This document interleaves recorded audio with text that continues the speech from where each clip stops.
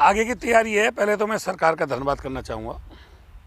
कल सरकार 2 कदम आगे बढ़ी है और जो सबसे बड़ा विवाद था, जिसको कोविड-19 के अंडर में जिस समय देश एकदम स्टे हो गया था, खड़ा हो गया था, उस समय पे ला के इन्होंने तीनों अध्यादेश किसान को फांसी लगाने का काम किया।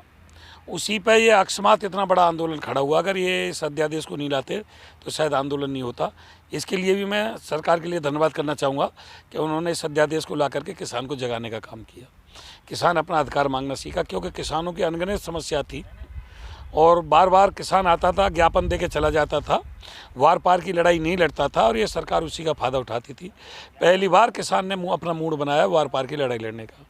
लेकिन कल जो वार्ता हुई, कृषि मंत्री माननीय नरेंद्र सिंह तोमर ने विशाल हृदय से वार्ता की और जो बहुत ऊंचे पेड़ पर जाकर के चढ़ गई थी, अब काफ़ी नीचे उतर के आ गई है। इसके लिए मैं धन्यवाद करना चाहूँगा। उन्होंने कहा है कि तीनों कानूनों को हम 1.5 से 2 साल तक के लिए अस्थायी रूप से स्थगित कर देते हैं और किसानों की और सरकार की मिलकर एक कमेटी बना देते हैं जो इस पर विचार करेगी, मंथन करेगी।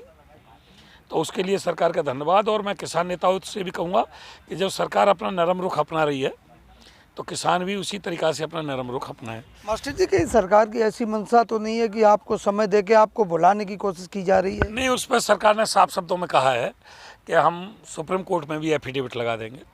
तो सब कुछ विश्वास पे ही संसार टिका हुआ है और सांस में ही आस है, तो इसलिए हर चीज़ पे विश्वास तो करना पड़ता है। लेकिन अभी सिर्फ 3 अध्यादेश जो ला करके थोपे, उस पर संतुष्टि हुई है। हमारी जो और अनगिनत समस्या हैं, डीजल महंगा है, खाद महंगा है, डीजल पेट्रोल के बराबर में आके खड़ा हो गया है, जो न्यूनतम समर्थन मूल्य जिसको कंट्रोल रेट के नाम से बुजुर्ग कहते थे, वो हरियाणा पंजाब को छोड़ के पूरे हिंदुस्तान में किसी किसान को मिल जाता है, नहीं तो अक्सर नहीं मिल पाता। और आढ़ती हमसे सस्ते रेट में लेकर के सरकारी जो खरीद केंद्र होते हैं उन पर जाकर के वो बेच देते हैं और किसान देखता हुआ रह जाता है। तो एमएसपी अभी बड़ा मुद्दा है, सबसे बड़ा मुद्दा। मुद्दे तो और भी बहुत सारे हैं, तो इस पे अब आगे वार्ता होगी, देखते हैं सरकार का क्या रुख रहता है। आंदोलन चलता रहेगा। मास्टर जी, राकेश टिकैत जी ये कह रहे हैं कि धरने जारी रहेंगे, आंदोलन जारी रहेगा, हम खेती भी करते रहेंगे और धरने भी करते रहेंगे। आपका क्या कहना है इस पर? नहीं, मैं कब मना कर रहा हूँ, मैं भी तो कह रहा हूँ धरना जारी रहेगा। और धरना जारी नहीं रहेगा, मैं यहाँ बैठा रहूँगा, यहाँ से उठ के नहीं जाऊँगा जब तक किसानों की बार बार ऐसा मौका नहीं आता कि सारे संगठन एक साथ आगे खड़े हो जाए। आपने देखा होगा कई बार एक बाप के 4 बेटे होते हैं और वो किन्हीं कारणों से परिवार अलग अलग हो जाता है, लेकिन आपत्ति के समय पर वो सारे भाई एक साथ खड़े हो जाते हैं। तो जितने भी संगठन हैं हम सब भाई भाई हैं। और किसान के ऊपर बहुत बड़ी आपत्ति आई थी 3 अध्यादेशों को लेकर के, जो ये कानून बनाया, माननीय राष्ट्रपति महोदय जी के भी उस पर साइन हो गए तो कानून बन गया। तो उसको अस्थायी रूप से स्थगित करना 1.5 से 2 साल के लिए, उस पर मंथन करना, ये किसान की भी जीत है और सरकार की भी जीत है, क्योंकि जनता अदालत सबसे बड़ी अदालत होती है। लेकिन अब बहनों भाइयों से मेरा ये कहना है कि डीजल महंगा हो गया है बहुत ज़्यादा और किसान को न्यूनतम समर्थन मूल्य कंट्रोल रेट नहीं मिल पा रहा है, जिसको सबसे निम्न स्तर का सरकार घोषित करती है। देश 2 मूल्यों पर चल रहा है, एमआरपी और एमएसपी। एमआरपी मैक्सिमम और एमएसपी मिनिमम। तो मिनिमम और मैक्सिमम, सरमाएदारों का तो मैक्सिमम है, उच्चतम है, और किसानों के लिए मिनिमम है, न्यूनतम है। तो अगर हमको न्यूनतम भी लेने का अधिकार नहीं है तो क्या हम गुलाम देश में जी रहे हैं? क्या हम भारत माता की माटी के लाल नहीं है? तो मिनिमम को हम गारंटी कानून बना करके रहेंगे। अच्छा मास्टर जी, ये तो आज चिंता का जो सबसे बड़ा विषय बना हुआ है 26 जनवरी को लेके, चंद दिन बचे हैं और आपने भी घोषणा की थी कि हम भी अपने ट्रैक्टरों को ले जाएंगे। तमाम संगठन जो कह रहे हैं, चाहे सिंधु बॉर्डर को ले लो या गाजीपुर बॉर्डर को ले लो, टिकरी बॉर्डर्स को ले लो, तो सरकार को कहीं ना कहीं इसमें बड़ा एक उसमें चिंता कर रही है कि आखिर 26 जनवरी को क्या होने वाला है। शायद आपने देखा नहीं, साइकिल मंगाई है और हरे कलर से, क्योंकि किसान का हरा कलर है, उसी से आज लीप पोत करके गणतंत्र दिवस की परेड के लिए खड़ा किया है। अरे भाई, गणतंत्र दिवस सबका दिवस है, राष्ट्रीय पर्व है, हमारे गौरव का पर्व है, सभी को मनाने का अधिकार है। अगर हम अपने घर पे मनाते तो अब दिल्ली में जाके मनाएंगे, क्या प्रॉब्लम है?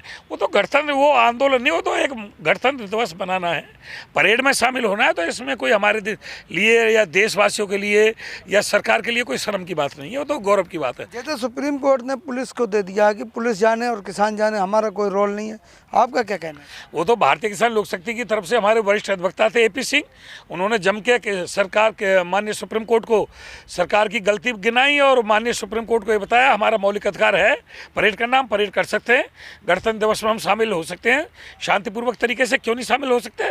तो मैं अपने वकील AP सिंह जो वरिष्ठ अधिवक्ता हैं उनको भी धन्यवाद करता हूँ और माननीय सुप्रीम कोर्ट को भी धन्यवाद करता हूँ कि उन्होंने AP सिंह जी के द्वारा किसानों की सारी बात समझी और जो सरकार का काम है सरकार के ऊपर सौंपा, कह दिया दिल्ली पुलिस देखे इसको। अब दिल्ली पुलिस क्या है, एक तरफ बेटा खड़ा है, एक तरफ बाप खड़ा है, वो किसान के ही तो बेटे हैं।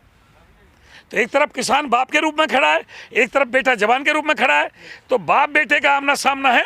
हम दिल्ली पुलिस को के सामने जो हमारा झंडा है, जो तिरंगा है, देश का जो झंडा है, उसको राष्ट्रीय झंडे को, नेशनल फ्लैग को लेकर के हम आगे बढ़ेंगे और एक झंडा दिल्ली पुलिस के हाथ में भी देंगे और आगे बढ़ेंगे।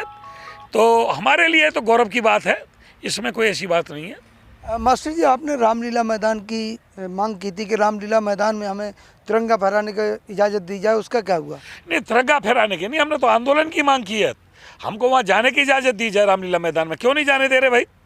जब परमिशन की बात आई, कोर्ट ने ये पूछा क्या किसान ने परमिशन मांगी, तो हम परमिशन मांग लेते हैं। हमने कमिश्नर साहब को लेटर लिख दिया, लेकिन इनकी नीयत में खोट है, क्योंकि कमिश्नर साहब भी अपनी ईमानदारी को भूल के सरकार के दबाव में नौकरी कर रहे हैं। सरकार दो प्रकार की होती हैं, एक अस्थायी सरकार, एक स्थायी सरकार, एक पढ़ी लिखी सरकार, एक अनपढ़ सरकार।